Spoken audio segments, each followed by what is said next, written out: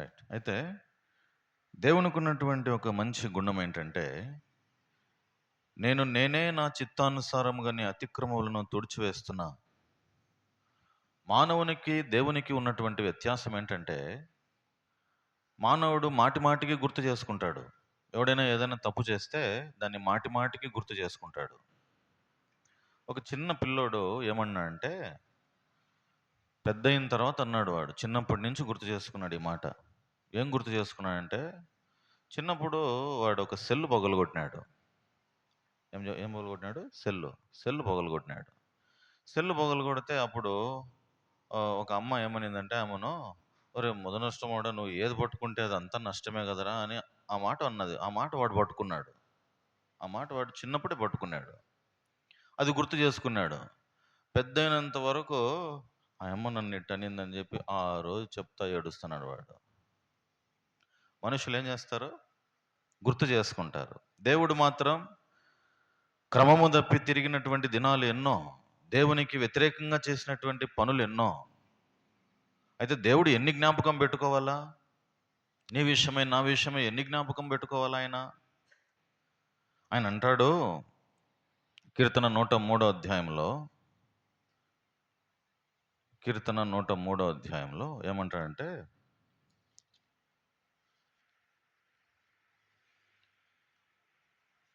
చూడండి ఎంత మంచి మాట అంటే,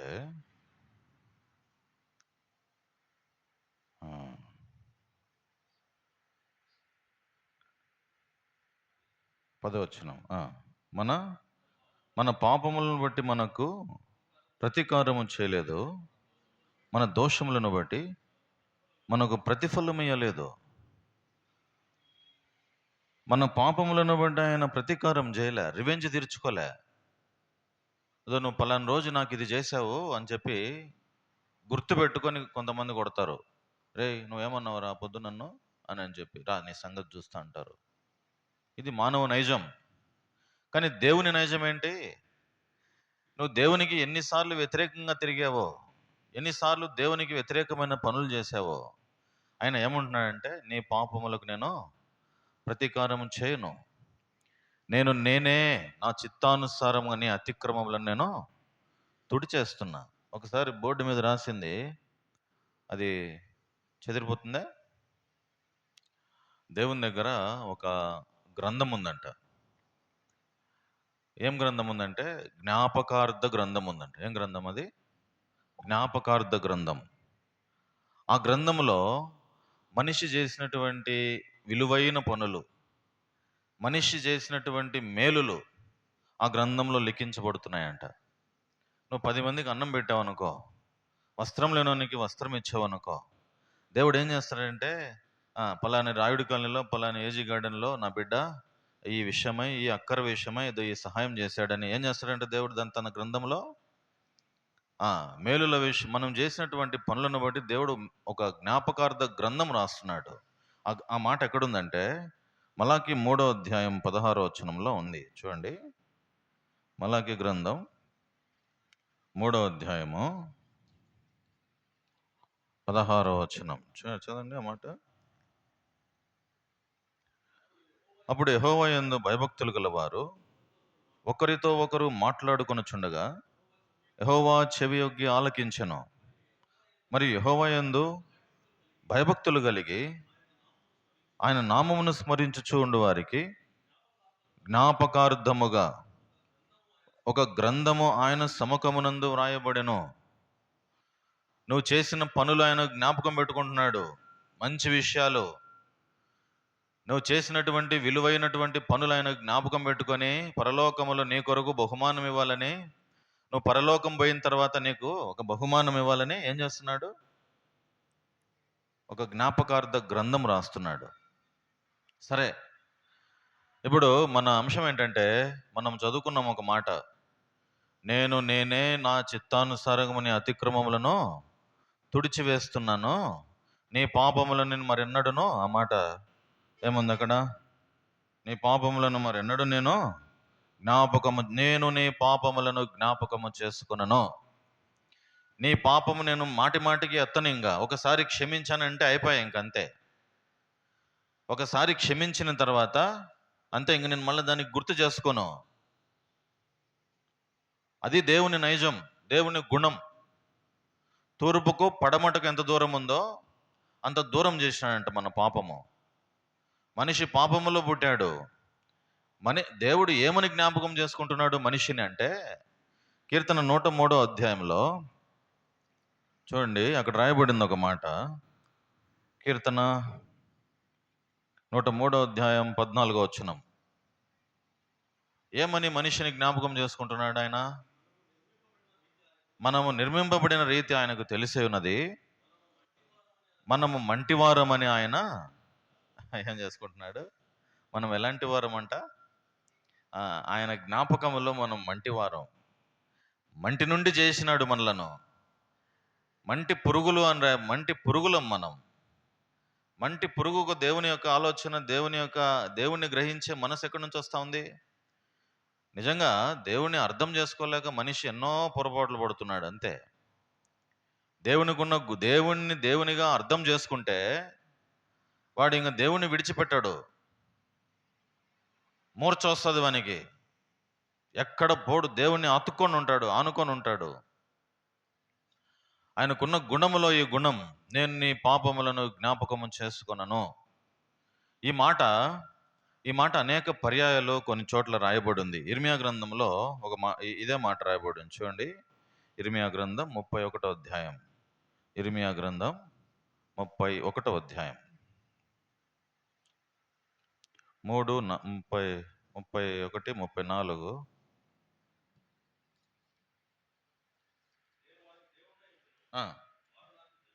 జనులు కుదురు మరెన్నడును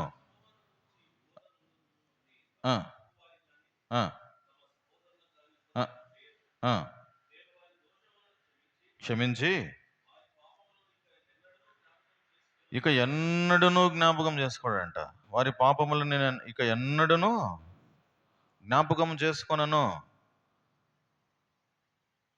ఇక ఎన్నడూనూ నేను పాపములను జ్ఞాపకము చేసుకొనను. ఇది దేవుని యొక్క గుణం.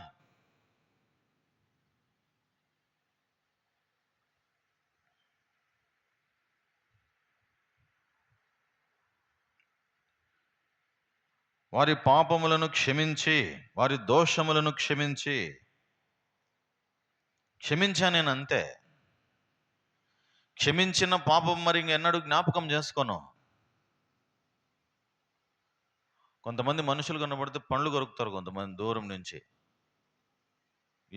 ఏం క్షమించినట్టు, ఇంకా క్షమించినట్టే అంటారు కానీ దూరం నుంచి పండ్లు కొరుక్కుంటూ ఉంటారు.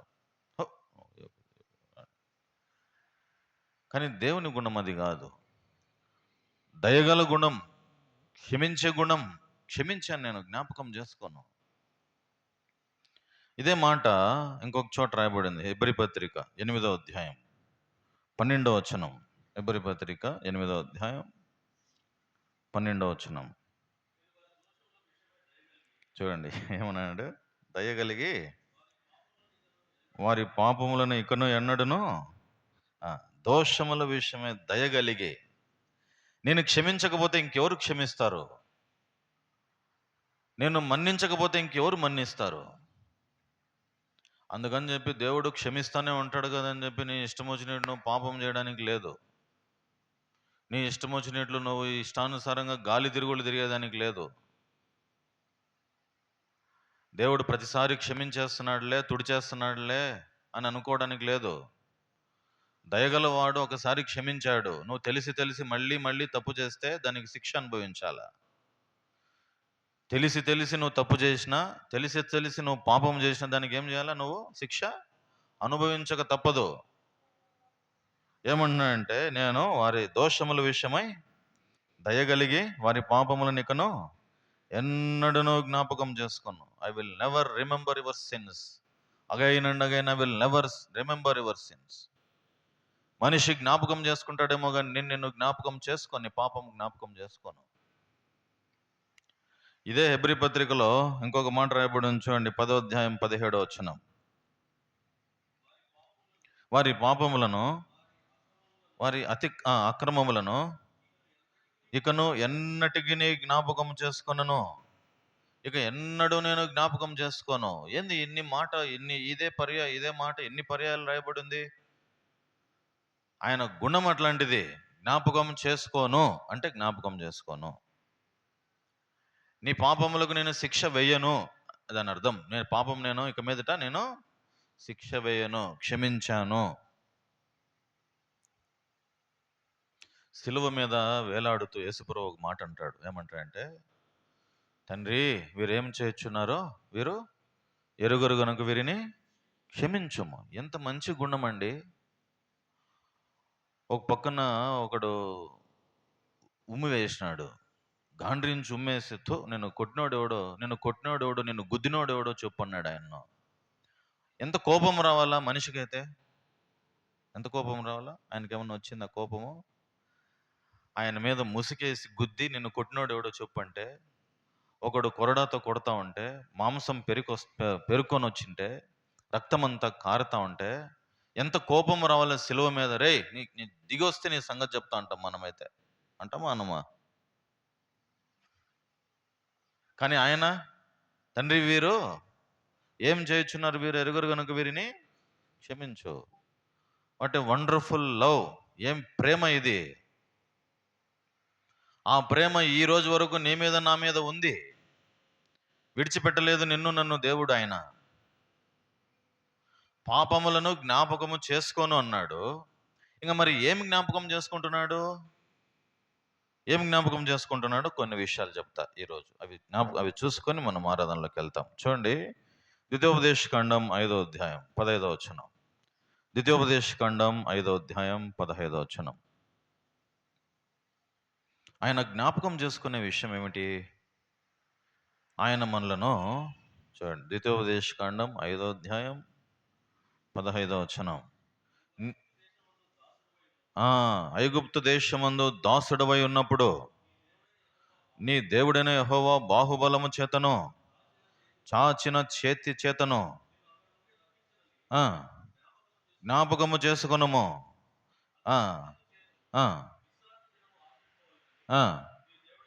నీకు ఆజ్ఞాపించను. దేవుడు మనల్ని ఎక్కడ జ్ఞాపకం చేసుకున్నాడంటే, ఆ అధ్యాయం అంతా చదివితే శత్రువు చేతిలో బానిసలంగా ఉన్నాం. శత్రువు పెట్టే హింస అంతా ఇంత కాదు.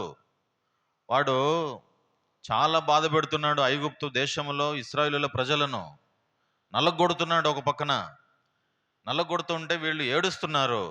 అప్పుడు జ్ఞాపకం చేసుకున్నాడు దేవుడు, నా ప్రజలు బాధపడుతున్నారు, నా ప్రజలు నేను విడిపించాలా అని. అక్కడ రాయబడిన మాట ఏంటంటే, దాసత్వములో నేను దాసుడనై వాని చేతి కింద ఉన్నప్పుడు, అప్పుడు దేవుడు ఏం చేసినాడు? మనలను తన బాహుబలము చేత మనల్ని రప్పించినాడు, బయటికి రప్పించినాడు. ఒక చెట్టు మీద ఒక చిన్న కాకి పిల్ల, ఆ చెట్టు మీద ఉన్న చిన్న కాకి పిల్ల కావు కావు అని ఆకలికి అలమటిస్తూ ఉంది.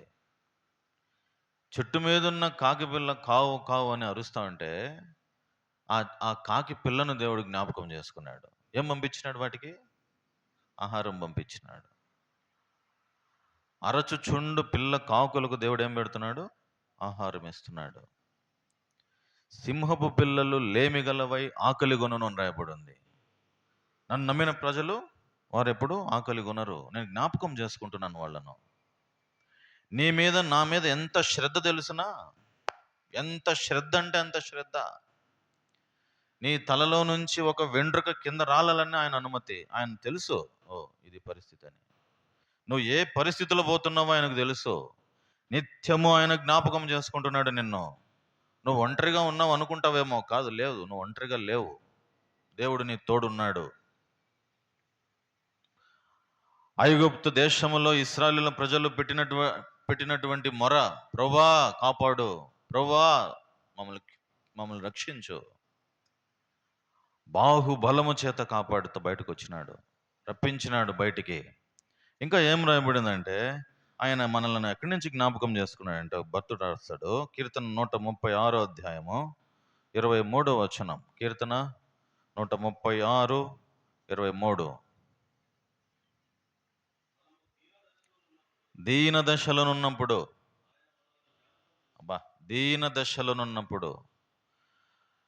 దాసునిగా ఉన్నప్పుడు జ్ఞాపకం చేసుకున్నాడు, శత్రువు చేతి కింద ఉన్నప్పుడు జ్ఞాపకం చేసుకున్నాడు. ఇంకొకసారి ఏమంటున్నాడు ఆ భక్తుడు రాసినాడు, నేను దీన దశలోనున్నప్పుడు నీవు నన్ను జ్ఞాపకం చేసుకుంటివి. దీన దశ అంటే దిక్కులేని స్థితి, నాకు ఇంకా ఏ ఆధారం లేదు, నీవు తప్ప నాకు ఇంకా వేరే దిక్కు లేదు,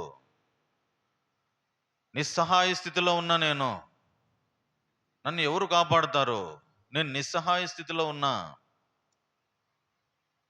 చూడండి, ఎవరైనా ఒక గుంతలో ఒక వ్యక్తి పడిపోయినాడు అనుకో, ఒక గుంతలో ఒక వ్యక్తి పడిపోతే వాడు ఆ గుంతలో నుంచి కేక పెట్టి అరుస్తూ ఉన్నప్పుడు ఎవరు జ్ఞాపకం చేసుకోవాలా? అది అడవి కానీ ఎవరు జ్ఞాపకం చేసుకోవాలా? ఆ? దేవుడు మనల్ని జ్ఞాపకం, దీన దశ, దిక్కులేని స్థితి, నిరాశ్రయులమై ఉన్నప్పుడు, నిస్సహాయ స్థితిలో ఉన్నప్పుడు, దిక్కు తోచనప్పుడు, అప్పుడు మనల్ని జ్ఞాపకం చేసుకున్నాడు.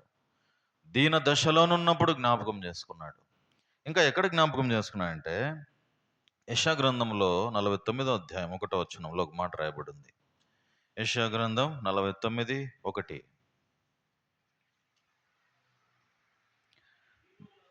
నా మాట వినుడి, ఆలకించుడి. నేను గర్భమును పుట్టగానే యెహోవా నన్ను పిలిచెను, తల్లి నన్ను ఒడిలో పెట్టుకొనినది మొదలుకొని తల్లి తల్లి ఒడిలో తల్లి ఒడిలో పెట్టుకొనినది మొదలుకొని, అప్పుడే తెలుసు మన పేరు, నీ పేరు, నా పేరు. తల్లి ఒడిలో పేరు పెట్టకముందే ఆయన తెలుసు, నువ్వు పుట్టకముందే ఆయన తెలుసు, నీ పేరు తెలుసంట. నా నామము జ్ఞాపకము చేసుకొనేను.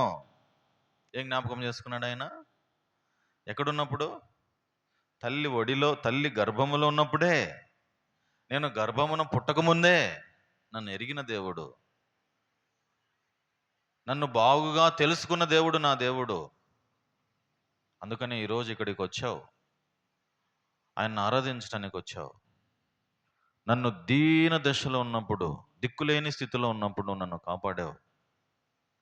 నోరు తెరిచి, ప్రభువా నువ్వు నా జీవితంలో ఎంతో గొప్ప దేవుడవు, కాపాడావు, దీనస్థితిలో నన్ను రక్షించావు, శత్రువు చేతిలో బానిసగా ఉన్నాను, నన్ను విడిపించావు. ఒక్కసారి ఆయన స్తుతి చేయి, స్తుతి చెల్లించు. ప్రభువా నువ్వు చేసిన మేలులు ఎంతో గొప్పవి నా జీవితంలో. ఆయన ఏమంటాడంటే, నేను నీ పాపములను మరెన్నడూను జ్ఞాపకము చేసుకున్నాను. ఎంత మంచి మాట చెప్పాడు ఆయన. ఇంకా ఆయన చేసినటువంటి విషయాలు మనము గుర్తు చేసుకుంటే, ఒక భక్తుడు ఏమంటాడంటే ఈ మాట అంటాడు, కీర్తన 8:4లో. చూడండి ఏమంటాడు, కీర్తన 8వ అధ్యాయం 4వ వచనం.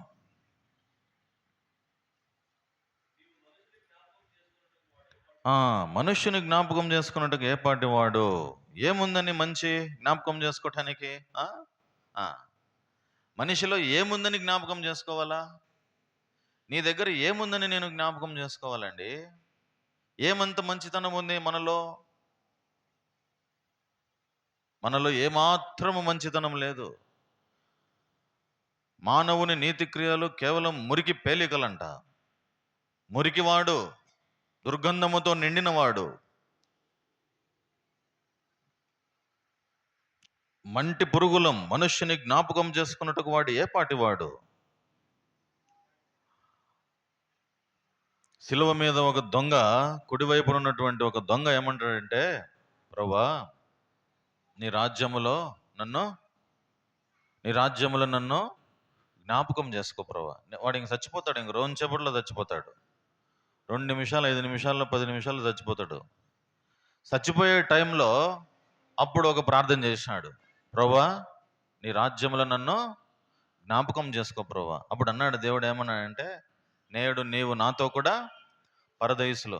అప్పుడే క్షమించినాడు, హృదయములో పాపమును క్షమించినాడు. నువ్వు నాతో కూడా ఉంటావు పరదైసులో. ఎంత భాగ్యం ఇచ్చినాడు నీకు నాకు. నీ పాపము నా పాపము క్షమించినాడు ఆయన. ఒప్పుకుంటే చాలు, ప్రభువా క్షమించంటే చాలు, క్షమిస్తున్నాడు. ఇక జ్ఞాపకము చేసుకోను నేను.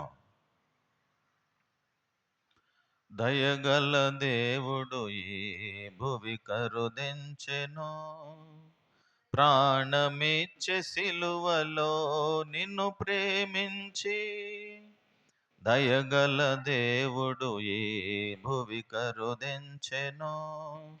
ప్రాణమిచ్చే సిలువలో నిన్ను ప్రేమించి.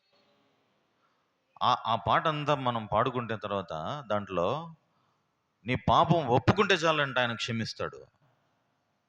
నీ పాపం ఒప్పుకుంటే చాలు క్షమిస్తాడు. క్షమించుటకు అధికారము గలవాడు ఆయన. క్షమించినాడు, మనస్సును తేలిక చేసినాడు. మనసులో పాప భారం అంతా పోయింది. ఒకప్పుడు ఎంత పాపం ఉండేదో హృదయంలో. ఆలోచన పాపమే, చూపు పాపమే, దుష్ట ఆలోచనలు, తలంపులు, క్రియలు, నీచమైన ఆలోచనలు, మనిషి నడిచే నడకంత పాపమే. అయితే దేవుడు జీవితాన్ని మార్చినాడు.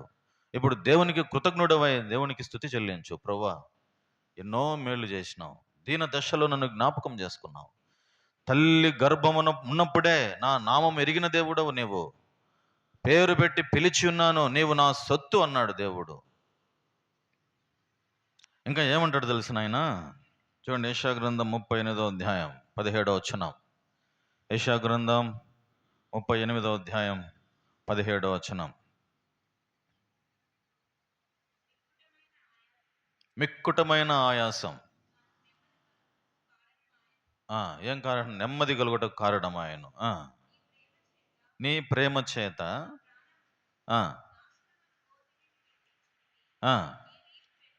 నీ వీపు వెనుక తట్టు నా పాపములన్నీయో.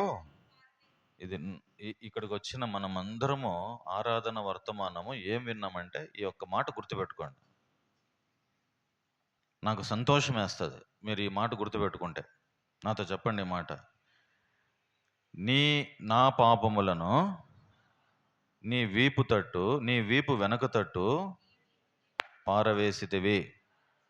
ఎక్కడ పారేసినాడు? ఈ మాట గుర్తుంటుందా? ఈరోజు ఈ వారానికి ఈ మాట గుర్తుపెట్టుకోవాలి మీరు. ఏమని గుర్తుపెట్టుకోవాలా? నా పాపములను నీ వీపు వెనక తట్టు పారవేసితివి. వీపు కనపడుతుంది ఎవరికన్నా? నాకు కనపడుతుంది అని చెప్పేవాళ్ళు ఎవరు చెప్పండి? ఎవరికి కనపడదు. ఆయన ఏం చేసినాడు? నీ పాపములు నా పాపములు ఆయన వీపు వెనక తట్టు. చూడండి, మనం ఎట్లున్నామంటే అక్కడ రాయబడి ఉంది, మిక్కుటమైన ఆయాసం నాకు నెమ్మది కలుగుటకు కారణమాయ నీ ప్రేమ చేత నా ప్రాణమును నాశనమును గోతి నుండి విడిపించితివి. ఈ మాట చెప్పి నువ్వు ముగించే ఆరాధన దేవుడు సంతోషిస్తావు. హృదయపూర్వకంగా చెప్పు. నా పాపము క్షమించావు, నీ వీపు తట్టు నా పాపం పడేశావు, నా పాపములను జ్ఞాపకము చేసుకోనన్నావు. తూర్పుకు పడమటుకు ఎంత దూరమో అంత వేరు చేశావు. మంటి పురుగునైన నన్ను దీన దశలో ఉన్నప్పుడు నన్ను జ్ఞాపకం చేసుకున్నావు. ప్రభువా, ఎంత విలువైనటువంటి దేవుడవు నీవు. దిక్కులేని పరిస్థితుల్లో, నిస్సహాయ స్థితిలో ఉన్నప్పుడు, నాకు ఇంక ఎవరు లేరు అనుకున్నప్పుడు నువ్వు నన్ను కాపాడుతూ వచ్చావు ప్రభువా. చూడండి, ఇంకొక మాట. కీర్తన 33, కీర్తన గ్రంథం 30వ అధ్యాయం 3వ వచనం.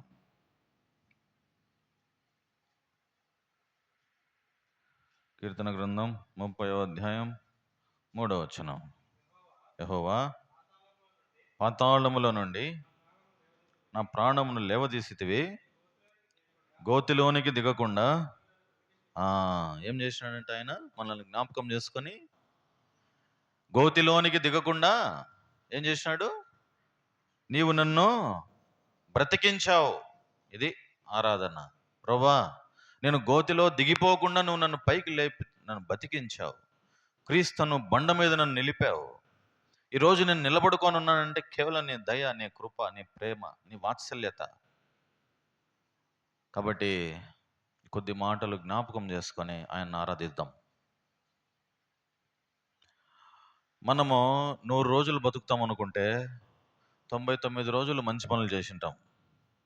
99 రోజులు మంచి పనులు చేసి లాస్ట్ చచ్చిపోయే 100వ రోజు నువ్వు తప్పు చేసినావు అనుకో, బైబిల్ గ్రంథం ఏం చెప్తుంది అంటే నువ్వు నీతిమంతుడు అని చెప్తుందా, నువ్వు దుర్మార్గుడు అని చెప్తుందా? అమ్మ, నా ప్రశ్న అర్థమైందా? నిద్రపోయే వాళ్ళందరూ లేండి. నా ప్రశ్న అర్థమైందా? 100 రోజులు నువ్వు బతుకుతున్నావు అనుకో, 100 రోజులు బతికే బతుకు 99 రోజులు నువ్వు బాగా బతికినావు. ఏనా బన్నవానా? 99 రోజులు నువ్వు బాగా బతికినావు. చివరి రోజు నువ్వు చచ్చిపోతావు. ఇంకా ఆ రోజు నువ్వు ఒక తప్పు చేసినావు. ఆ రోజు నువ్వు ఒక తప్పు చేస్తే నీకు మచ్చ ఏం ఏం మచ్చపడుతుంది? నువ్వు నీతిమంతునునే మచ్చపడుతుందా, అనీతిమంతునునే మచ్చపడుతుందా? బైబిల్ గ్రంథం చెప్తుంది చూడండి. యెహెజ్కేలు గ్రంథం 18వ అధ్యాయం 24వ వచనం. యెహెజ్కేలు గ్రంథం 18వ అధ్యాయం 24వ వచనం చదవండి.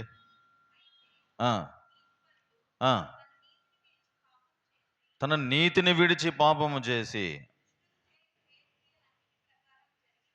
జరిగించిన ఎడల అతడు బ్రతుకునా? అతడు చేసిన నీతి కార్యములు ఏమాత్రమునో జ్ఞాపకములోనికి రావు. అతడు విశ్వాసఘాతకుడై చేసిన పాపమును బట్టి మరణమునందును. మనము దేవుని దృష్టికి ఎట్లున్నామంటే పాపాత్ములం.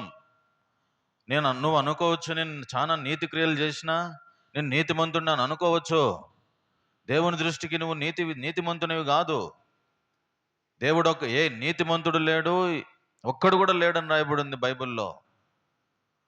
కాబట్టి ఇక్కడ రాయబడినటువంటి మాట ఏంటంటే తన నీతి కార్యాలు ఏమాత్రము కూడా జ్ఞాపకములోకి రావు అని రాయబడింది. తను చేసిన పాపమును బట్టి మరణము నొందుతాడంట. ఏం కనికరించవచ్చు కదా, మంచోడే, లాస్ట్లో తప్పు చేసినాడు, కనికరించవచ్చు కదా. పాపమును బట్టి ఏమొస్తుంది ఫలితము? విశ్వాసే. మందిరానికి వస్తాడు, బీడి కొడతాడు బయటికి పోయి, విశ్వాసే. పేరు చెప్పుకుంటాడు, దేవుని పేరు చెప్పుకుంటాడు, బయట పోయి తాగుతాడు ఇష్టం వచ్చినట్టు అబద్ధాలు చెప్తాడు, విశ్వాసే. ఏం ఉపయోగం? పాపమును బట్టి దేవునికి వచ్చే శిక్ష ఏమేస్తాడు? శిక్ష దేవుడు చెప్పినాడా? పోయి ఇష్టం వచ్చినట్టు చేయరా, నువ్వు అబద్ధాలు చెప్పు, ఇష్టం వచ్చినట్టు నీ జీవితం అంతా నడుచుకుని రా బయటకు అని చెప్పి. దేవుడు నీతిమంతుడు. ఆయన ఎట్లున్నాడో మనం కూడా అట్లా ఉండాలా. అది ఆయన కోరిక.